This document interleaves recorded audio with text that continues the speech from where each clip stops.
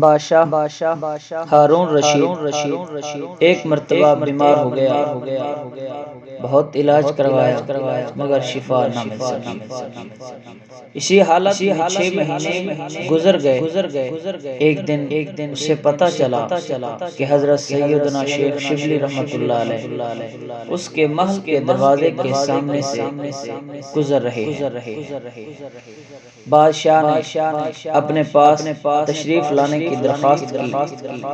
جب حضرت سیدنا شیخ شبلی رحمۃ اللہ علیہ تشریف لائے تو اسے دیکھ کر فرمایا، فکر نہ کرو، اعوذ باللہ من الشیطان الرجیم، آرام آ جائے گا۔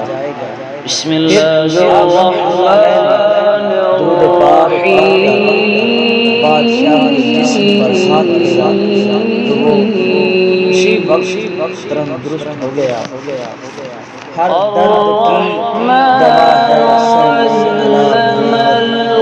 تعویذ ہر بلا ہے۔